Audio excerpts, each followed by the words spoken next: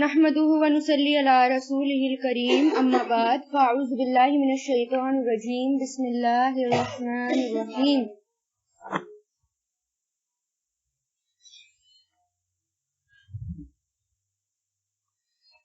حدیثوں میں آتا ہے علماء کے اٹھائے جانے سے پہلے علم حاصل کر لینا چاہیے.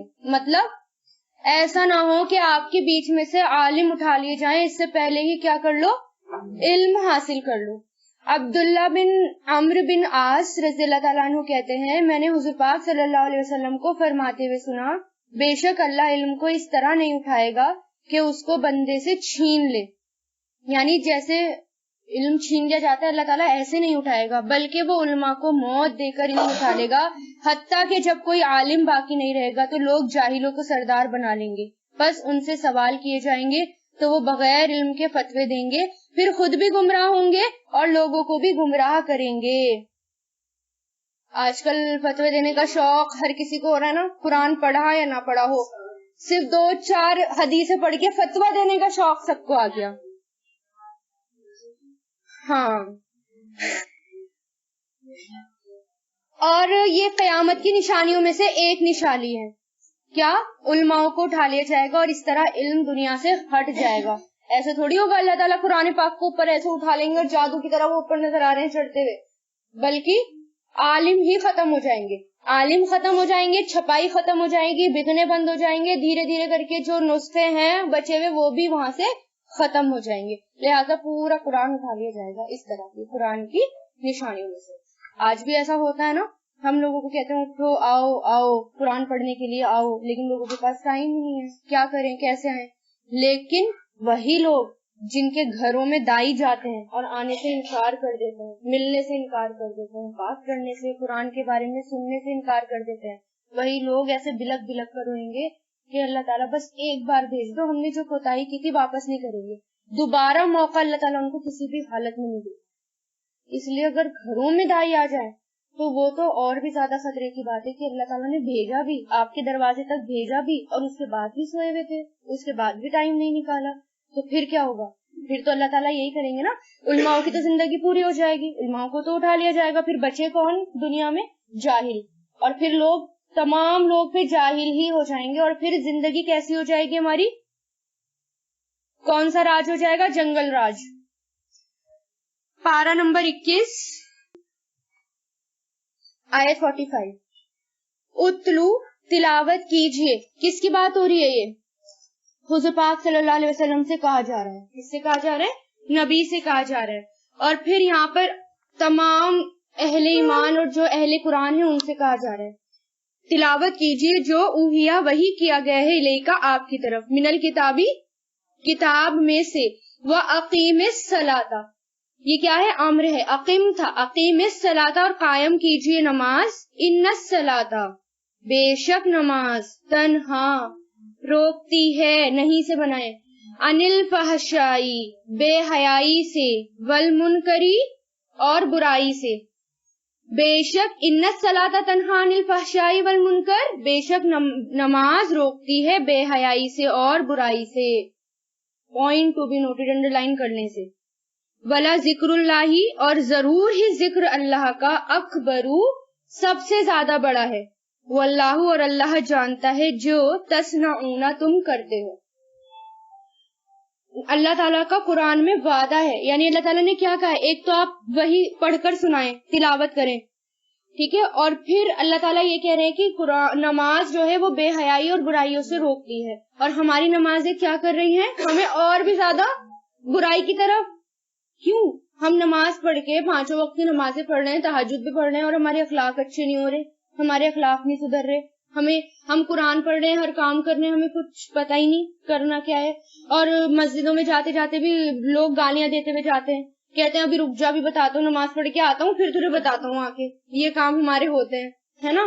مسلمانوں کو دیکھ لیں آپ، کسی بھی نماز پڑھ رہے ہیں لیکن محلے گندے پڑے ہوئے ہیں، پلاٹ گندے پڑے ہوئے ہیں، ہے نا. ابھی آئی تھی نا گاڑی صاف کرنے والی، کس قدر کوڑا باہر پھینکتے ہیں مسلمان. مطلب مسلمانوں کا یہ حال ہے، جس کے پاس جو اہل کتاب ہے ان کا یہ حال ہے. چلو باقی کا اگر ہوتا تو سمجھ میں آتا کہ وہ بیچاروں کے پاس کتاب نہیں ہے، وہ غافل ہے.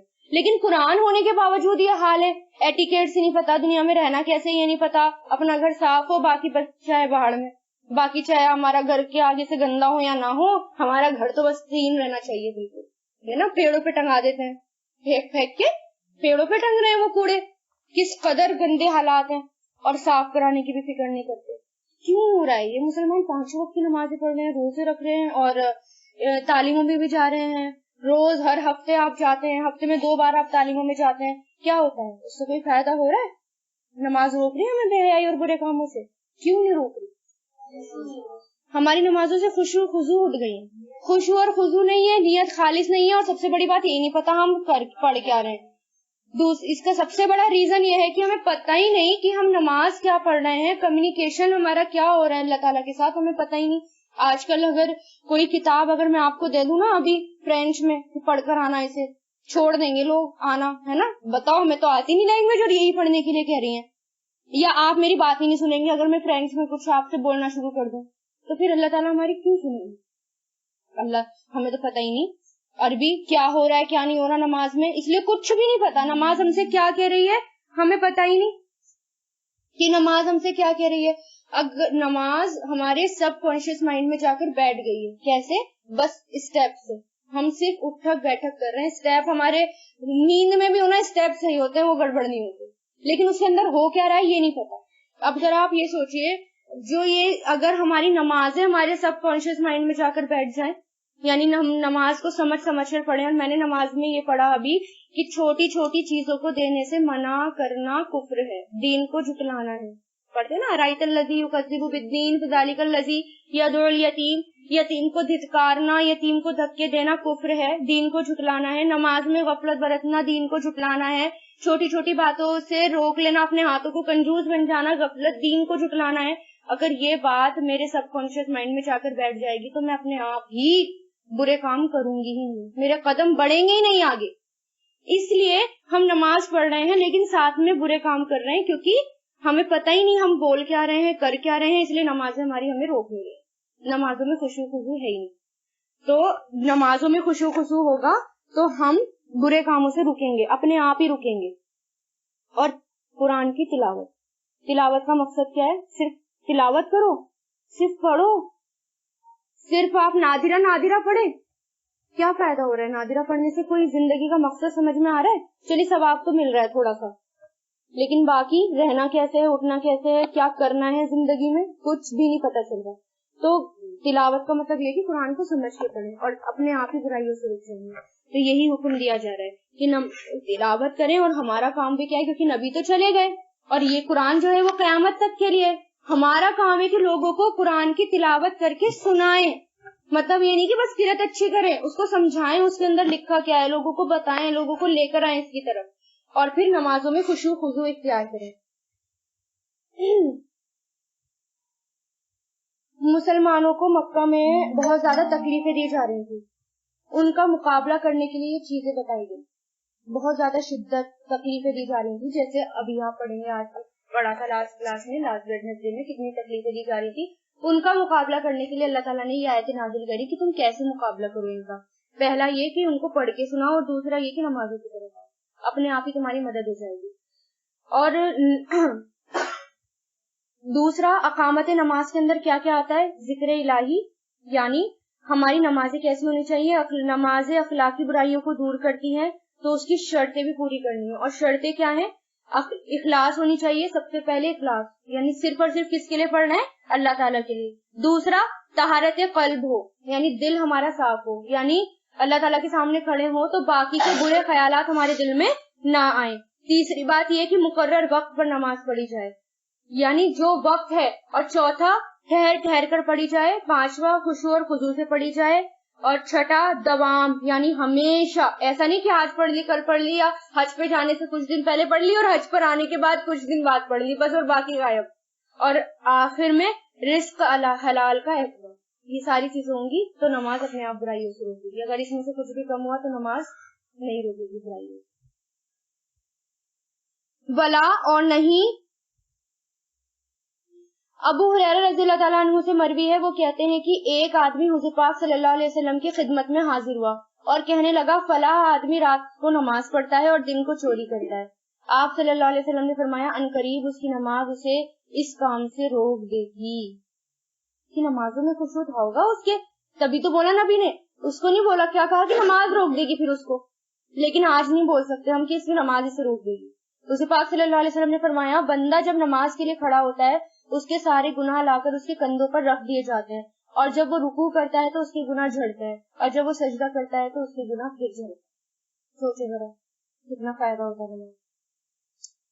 ولا تجادلوا, اور نہیں تم جھگڑا کرو اہل الکتابی, اہل کتاب سے, مگر باللتی, اس طریقے سے, جو ہیا وہ, احسنو, سب سے اچھا ہو, الا, سوائے, الذین, ان لوگوں کے جنہوں نے ظلموا, ظلم کیا, منہم, ان میں سے, وقولوا, اور کہو, آمنا, ہم ایمان لائے, بالذی, اس پر جو, انزلا, نازل کیا گیا, الینا, ہماری طرف, وانزلا, اور جو نازل کیا گیا, الیکم, تمہاری طرف, والہنا, اور ہمارا معبود, والہکم, اور تمہارا معبود, واحد, ایک ہے, ونحن لہ, اور ہم اسی کے لیے, مسلمون, فرما بردار ہیں. دعوتی پوائنٹ ہے یہ, دعوت کے لوگوں کے لیے جنہوں نے سیکھی ہے. اہل کتاب مسلمانوں کو اہل کتاب سے جھگڑنے کے لیے منع کیا گیا ہے. کہ کون ہے اہل کتاب؟ یہودی اور نصارہ, مگر اس طریقے سے جو بہتر ہو, ہاسٹائل, اچھا طریقہ ہو, اس سے لڑنا ہے. جھگڑے کیا ہے؟ جھگڑے یہاں پر کیا ہے؟ آرگیومنٹس. اب مسلمان ان سے آرگیومنٹ کریں گے, وہ ان سے آرگیومنٹ نہیں, ہاں چلو تمہاری بھی ٹھیک ہے لیکن اب یہ مانو, یہ کرو, ایسا کرو, ویسا کرو, اب اس میں گڑبڑ ہو گئی. تو جتنی لڑائیاں کریں گے, جتنی بحث میں جائیں گے, وہ اتنا ہی زیادہ بحث کریں گے.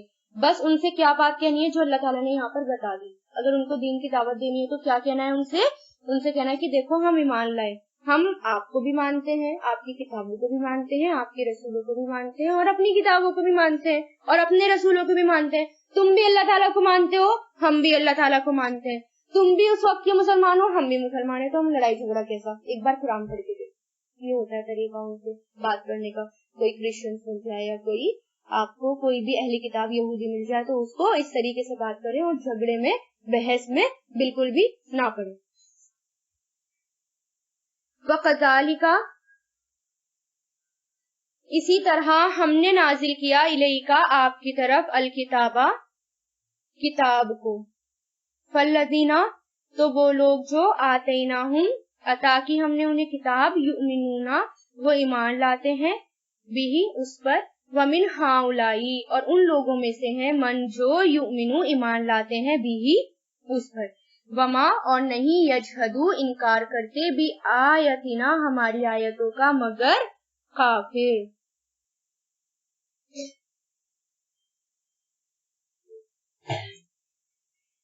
کیا کہہ رہے ہیں اللہ تعالیٰ یہاں پر؟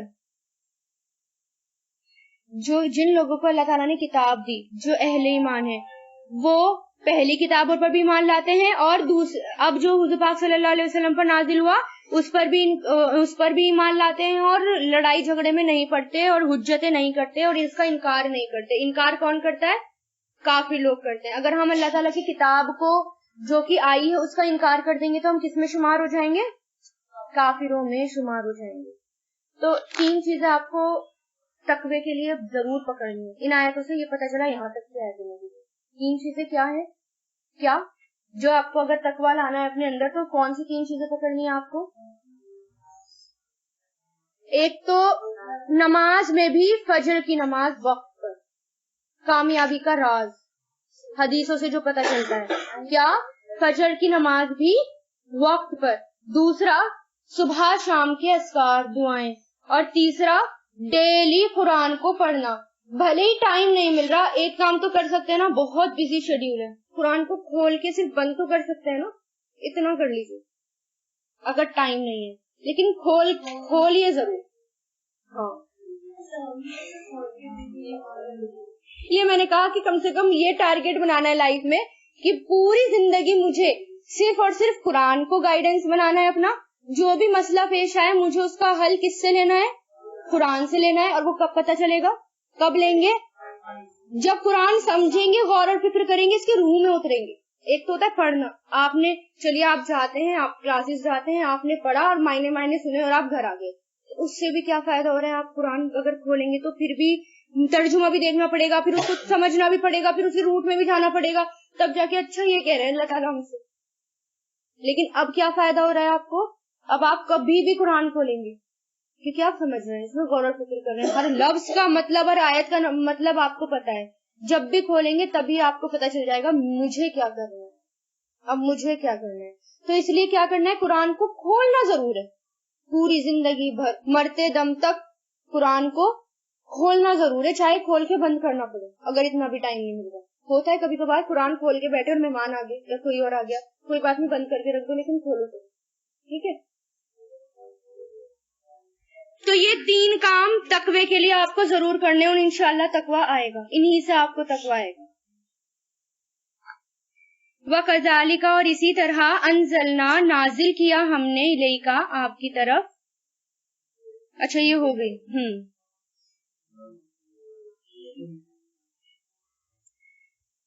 وما کنتا اور نہیں تھے آپ تتلو پڑھتے تلاوت کرتے من قبل ہی اس سے پہلے, من کتابن کوئی بھی کتاب, نکیر آ رہی کوئی بھی کتاب, ولا اور نہ ہی تخطو آپ لکھتے تھے اسے. اس کا روٹ کیا ہے؟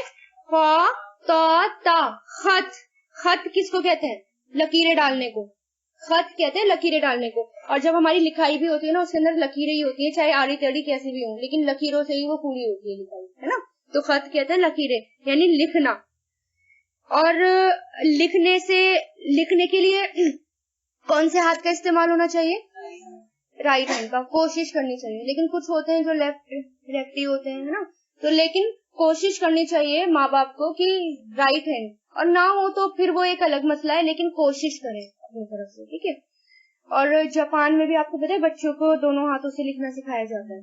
اور حضرت عمر کے بارے میں کیا آتا ہے, پڑھا ہے کسی نے؟ حضرت عمر کے بارے میں آتا ہے کہ وہ دونوں ہاتھوں سے برابر کی قوت استعمال کرتے تھے, یعنی دونوں ہاتھوں میں سیم طاقت. ہمارے کیا ہوتی ہے, ہم سیدھا ہاتھ زیادہ اچھے سے استعمال کرتے ہیں, الٹے ہاتھ سے ہم سے کچھ ہوتا ہی ہے نا, کچھ بھی نہیں ہوتا, ہم کھانا بھی نہیں کھا سکتے تھے. لیکن وہ کیا کرتے تھے, دونوں ہاتھوں سے برابر کی طاقت کا لڑتے بھی تھے, تو برابر جیسے سیدھے ہاتھ سے ویسے ہی الٹے ہاتھ سے. اور نہیں تھے آپ پڑھتے اس سے پہلے کوئی کتاب, اور نہ ہی تخطوہ آپ لکھتے تھے اسے بھی یمینی کا اپنے دائیں ہاتھ سے. دیکھیے خاص طور سے اللہ تعالیٰ نے اس کا مینشن کیا یہاں پر دائیں ہاتھ کا, کیونکہ دائیں ہاتھ سے ہی لکھنا سنت ہے, لکھنا چاہیے. اذا جب لڑ توبہ ضرور شک میں پڑ جاتے, المبتلون باطل پرست, تب ضرور ارتابہ شک میں پڑ جاتے, مبتلون باطل لوگ, باطل پرست. مطلب کیا ہے یہاں پر کہ اللہ تعالیٰ کہہ رہے اے نبی محمد صلی اللہ علیہ وسلم, اس سے پہلے نہ تو کوئی آپ کتاب پڑھ سکتے تھے اور نہ ہی لکھ سکتے تھے. کیوں؟ کیونکہ آپ ایک امی تھے, آپ پڑھنا لکھنا نہیں جانتے تھے. لیکن اگر آپ پڑھنا لکھنا جانتے ہوتے پھر آپ کے اوپر یہ قرآن نازل ہوتا, پھر لوگ کیا کرتے کہ نہیں یہ تو اتنے پڑھے لکھے ہیں تو کچھ بھی کر سکتے, انہوں نے خود ہی اپنے پاس سے گڑا ہے. اب یہ معجزہ ہو گیا, یعنی نبی بالکل امی تھے, ان کو کچھ نہیں آتا تھا. قرآن اس طرح ایسے قرآن نازل ہوا جس کا کوئی بھی اس کا آلٹرنیٹیو نہیں ہے, نہ ہو سکتا ہے. لے سکتے آپ اس کی جگہ کچھ اور نہیں نا, قرآن جیسی کوئی کتاب ہے ہی نہیں, تو یہ ایک بہت بڑا اپنے آپ میں معجزہ ہے. تو اس کی بات کر رہے ہیں اللہ تعالیٰ کہ اگر آپ اس کو لکھتے پڑھتے تو پھر بھی یہ لوگ باطل پرست جو کہ وہ آپ پر یقین نہیں کرتے. اور دنیا میں بھی جو سب سے زیادہ جو ہے قرآن کے اوپر ہی آج کے ٹائم پر بھی غور و فکر کیا جاتا ہے. ہر روز نئی ریسرچ کی جاتی ہے, ہر روز قرآن کے اندر ایک نئے ٹاپک. اس بار ایک بار آپ قرآن پورا کر لیں گے, آپ دوبارہ اسی طرح غور و فکر کر کے پڑھیں گے نا, آپ اور نئی باتیں نکالیں گے, اور دوبارہ غور و فکر کریں گے, آپ کے سامنے اور نئی باتیں آئیں گی. قرآن کبھی پرانا ہو ہی نہیں سکتا. آپ کو ہر روز انٹرسٹ آئے گا اس کے اندر, ہر روز نئی نئی باتیں پتہ چلیں گی, ایک بار میں کافی نہیں ہے یہ. بلکہ وہ آیتیں ہیں بینات کھلی ہوئی, فی صدوری سینوں میں, الذین ان لوگوں کے جو اوتو دیے گئے العلم علم, اور نہیں یجحدو انکار کرتے بھی آیتنا ہماری آیتوں کا, مگر ظالمون ظالم لوگ. قرآن کیا ہے؟ سینوں میں محفوظ ہے. سب سے زیادہ حفظ کس کا کیا جاتا ہے؟ قرآن کا. صرف ایک قرآن ہی ایسی کتاب ہے لفظ بے لفظ اس کا حفظ کیا جاتا ہے, زبر زیر پیش ورڈ کسی میں بھی چینج نہیں کیا جاتا. ورنہ آپ کوئی بھی کتاب حفظ نہیں کر سکتے بالکل ایز اٹ از. آپ کیا کرتے ہو, کوئی بھی کتاب آپ صرف اس کی ریڈنگ کرتے ہیں اور اپنی لینگویج میں اس کو لکھ ڈالتے ہیں. لیکن قرآن کیا ہوتا ہے, لفظ بائی لفظ بالکل ویسے ہی ویسے ایز اٹ از اس کا حفظ کیا جاتا ہے. تو قرآن ہی ایک ایسی کتاب ہے جس کا سب سے زیادہ حفظ کیا جاتا ہے اس دنیا میں. ٹھیک ہے, تو صاحب علم بھی کون ہے یہاں پر, کیا ہے, کس کی بات ہو رہی ہے؟ بلکہ وہ آیات ہیں واضح سینوں میں ان لوگوں کے جو دیے گئے علم, یعنی اللہ تعالیٰ کی نظروں میں بھی صاحب علم کون ہے؟ جس کے سینوں میں قرآن محفوظ ہے. اس لیے ہمیں کیا کوشش کرتی رہنی چاہیے, ہر روز کچھ نہ کچھ پارٹ تھوڑا سا بھی حفظ کر لیں. کیا ہوگا اس سے؟ قرآن قیامت کے دن درجے کتنے بلند ہوں گے, جتنا آپ پڑھتے جائیں گے اتنا آپ بڑھتے جائیں گے. لیکن پڑھے گا بھی وہی نا جو یہاں پر پڑھتا ہوگا, جو یہاں پر سمجھتا ہوگا, جو یہاں پر غور و فکر کرتا ہوگا. انسان کے اعمال فزیکل شکل میں آئیں گے. قرآن پڑھنے والے کے قبر میں کیا ہوگا؟ قرآن شریف بھی فزیکل شکل میں تم نے مجھے تھام رکھا تھا پوری زندگی, مجھے چھوڑا نہیں تو آج میں بھی تمہیں چھوڑنے والا نہیں ہوں. ٹھیک ہے, اور پکڑنے کا مطلب کیا ہوتا ہے, جیسے آپ لوگ. تو انسان کے اعمال کیا بتا رہی تھی میں, فزیکل شکل میں آئیں گے. قرآن پڑھنے والے کو بھی قبر میں قرآن آئے گا اور کیا کہے گا کہ تو نے مجھے پوری زندگی تھامے رکھا, ہر وقت تھامے رکھا, آج وہ تجھے چھوڑنے والا نہیں ہوں. لیکن یہ کس کے ساتھ ہوگا؟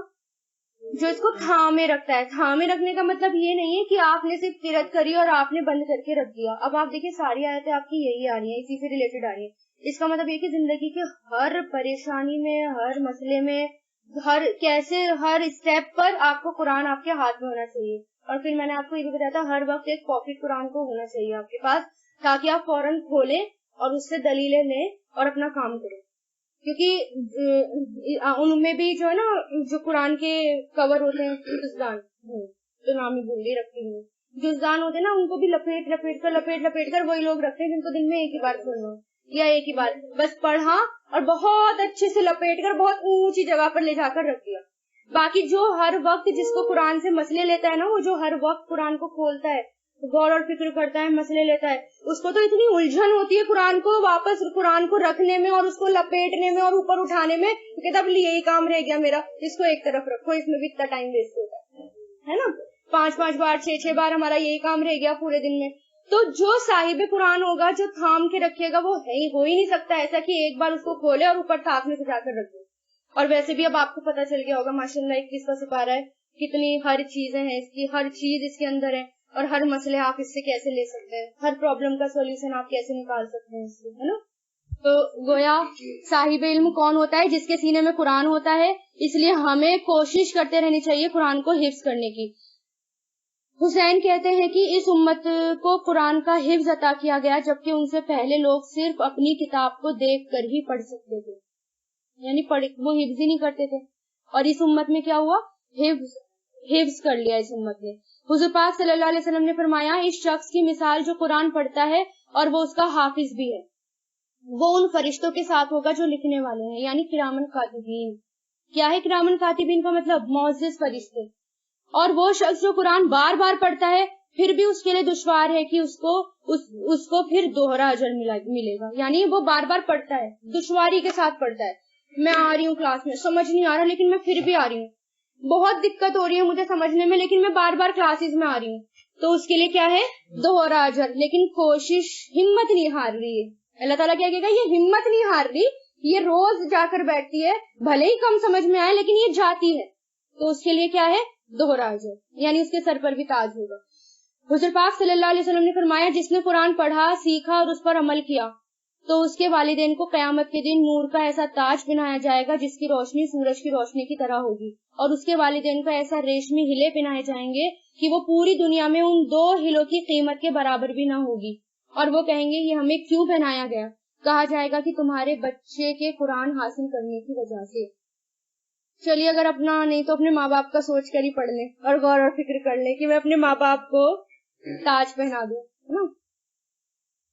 لیکن ذرا وہ دن آپ امیجن کر سکتے ہیں نا کہ گریجویٹ जब ग्रेजुएशन पूरी हो जाती है हमारी और कॉन्वोकेशन होता है, उस दिन जब हमें डिग्री मिलती है और वो ब्लैक कपड़े पहनाए जाते हैं और सर पे टोपी और हाथ में डिग्री, तो कैसा लगता है?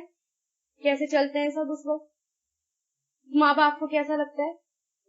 वही सोचिए कि उस वक्त पूरी दुनिया खड़ी होगी, वहां तो सिर्फ मुट्ठी भर लोग होते हैं, चुनिंदा लोग होते हैं, बिल्कुल मुट्ठी भर लोग, लेकिन वहां पर क्या होगा? पूरी दुनिया के लोग, कहाँ, कब से कब तक? बाबा आदम से लेकर कयामत तक के लोग इकट्ठे होंगे और उनके बीच में वो डिग्रियां लेकर जा रहे होंगे कुरान वाली। तो ये कुरान की डिग्री जो है वो बहुत अलग डिग्री होगी और वो आखिरत की डिग्री होगी, यानी लोग खड़े हुए होंगे, उनको रश्क से देख रहे होंगे और उनके माँ बाप को ताज पहनाया जाएगा। अगर दुनिया में थोड़ी सी भी मेहनत करनी पड़े, कुछ खोना पड़े, तो कुरान के खातिर खो दे, आखिरत के खातिर उसको जाने दे, लेकिन जो बहुत कुछ मिल रहा है ना, बस उसको ले ले, वो वाली डिग्री ले ले जो इतना कुछ मिलने वाला है। वकालू, और उन्होंने कहा, लौला, क्यों नहीं नाजिल किया गया उन पर आयतुन, क्यों नहीं नाजिल की गई उस पर आयतुन, निशानियां, मिर रब्बी ही, उसके रब की तरफ से। कह दीजिए, बेशक आयतुन, निशानियां, इंदल्लाही, अल्लाह के पास हैं, व इन्नमा, और बेशक मैं, नजीरुन, डराने वाला हूँ, मुबीन, खुल्लम खुल्ला। क्या कहते थे हुजूर पाक सल्लल्लाहु अलैहि वसल्लम से कि इनके पास मोजज़े क्यों नहीं आते, निशानियां क्यों नहीं आती? देखिए, निशानियां आई हैं, मोजज़े आए हैं, लेकिन मुशरिकीन के मुतालबे पर तो बिल्कुल भी नहीं आए, क्योंकि जो अभी ईमान नहीं ला रहा वो मोजज़े देखकर भी ईमान नहीं लाएगा। अभी आप सीरत में पढ़ेंगे, इंशाल्लाह आगे की 2-3 क्लासेस में जब सीरत होगी उसमें पढ़ेंगे कितने कितने मोजज़े अल्लाह ताला ने दिखाए नबी के थ्रू, लेकिन उनकी डिमांड पर नहीं दिखाए गए। तो वो क्या कहते थे कि निशानियां क्यों नहीं दिखाते, कोई पहले निशानी दिखाओ तभी हम ईमान लाएंगे। तो उनके मुतालबे पर निशानी नहीं आई, बल्कि अल्लाह ताला ने क्या कहा, सबसे बड़ा मोजज़ा तो ये खुद कुरान है जो ये पढ़ा जाता है ना, ये मोजज़े से कम नहीं है। इसमें आप ये सोचिए कि हर टॉपिक इसके अंदर मौजूद है, तो ये मोजज़ा हो गया, वरना दुनिया की कोई किताब नहीं है इसके अंदर, हर किताब में सिर्फ एक ही टॉपिक मौजूद होता है और इसके अंदर हर टॉपिक मौजूद है। आपको इवन ये तक आ गया, आपको दाएं हाथ से लिखना चाहिए, और तो क्या लेंगे आप, है ना, हर चीज आ गई इसके अंदर। और ये रहमत है और ये जिक्र है किसके लिए? जो लोग ईमान लाते हैं। हुज़ूर पाक सल्लल्लाहु अलैहि वसल्लम ने फरमाया, हर नबी को ऐसे मोजज़े अता किए गए जो उस जैसे दूसरे अंबिया को भी अता किए गए, यानी मिलते जुलते मोजज़े, और लोग उस पर ईमान लाए। और मुझे जो मोजज़ा अता किया गया वो वही इलाही है, यानी वो कुरान है जो अल्लाह ने मेरी तरफ नाजिल किया, और मुझे उम्मीद है कि क़यामत के दिन मेरी पैरवी करने वालों की तादाद उनसे ज्यादा होगी, यानी अहले ईमान ज्यादा होंगे क़यामत के दिन। कुल, कह दीजिए, कफा, काफी है, बिल्लाही, अल्लाह, मेरे दरमियान, व बैनकुम, अवलम, और क्या नहीं, यकफीहिम, काफी उन्हें, इन्ना, बेशक हमने, रंसलना, हमने नाजिल किया, क्या है ये? माजी, आपकी तरफ, किताब, युतला, जो पढ़ी जाती है, अलैहिम, उन पर, बेशक इसमें रहमत है और जिक्र है उन लोगों के लिए जो ईमान लाते हैं। यानी उन्होंने मोजज़ा मांगा ना, तो उसके जवाब में ये आयत नाजिल हुई कि ये किताब ही काफी है जो पढ़ी जाती है और ये किसी मोजज़े से कम नहीं है। तो जिसको ईमान लाना है और अपने आप को पुख्ता करना है, वो इस कुरान को पकड़कर ही आगे तक निकल जाएंगे इंशाअल्लाह। तो हमें भी क्या करना है, इस कुरान को पकड़ना है, और इतना पकड़ना है कि हमें खुद ही ना छोड़े कब्र में जाकर।